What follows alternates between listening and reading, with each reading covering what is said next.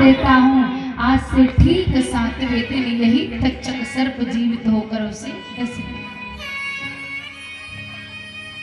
जैसे श्राप के अटल शब्दों को सुना समीक ऋषि के नेत्र खुले। हे पुत्र, ये तुमने क्या कर डाला?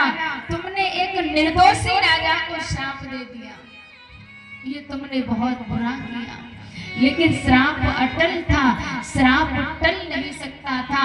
तब समीक ऋषि ने श्रृंगी के शिष्य, जिनका नाम था गौरमुख, गौरमुख नामक शिष्य को बुलाया और गौरमुख नामक शिष्य को बुलाकर के एक पत्र लिखवाया और कहा, ये पत्र ले जाकर के आप परीक्षित को दे देना।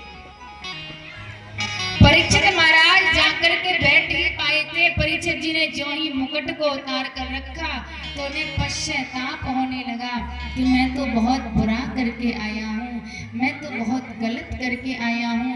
पश्चाताप कर ही रहे थे तब तक गौरमुख पत्र लेकर आ गया और गौरमुख के हाथों से परीक्षित ने उस पत्र को लिया और जो ही पढ़ा, परीक्षित जी महाराज तो स्तब्ध रह गए कि महाराज ये क्या हुआ? एक भूल का परिणाम इतना बड़ा कि मरना पड़ेगा। महाराज कभी संतों के पास जाकर संतों का उपहास नहीं बनाना चाहिए, क्योंकि पता नहीं कब कैसे संत के मुख से दुर्वचन निकल जाए और महाराज कब हम और आप पाप के भागी बन जाए। परीक्षित जी महाराज घबरा गए कि अब मैं क्या करूं। तुरंत ही आदेश दिया कि पूरे के पूरे नगर को सजा दो, पूरे के पूरे महलों को सजा दो। पूरा नगर सजवाया। मैं अपने पुत्र का राज तिलक कर रहा हूं।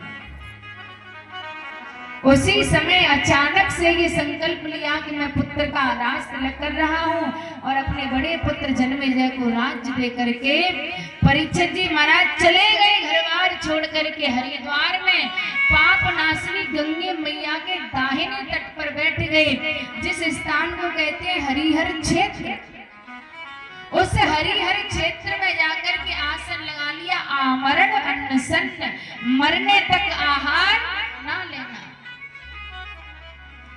अब तो महाराज ऋषियों को पता चला कि परीक्षित जी ने ऐसा संकल्प ले लिया है कि मरने तक आहार ही नहीं लेंगे। तो सभी संत महात्मा उनके पास आने लगे, प्रभु क्या हुआ? आप परेशान हो? परीक्षित जी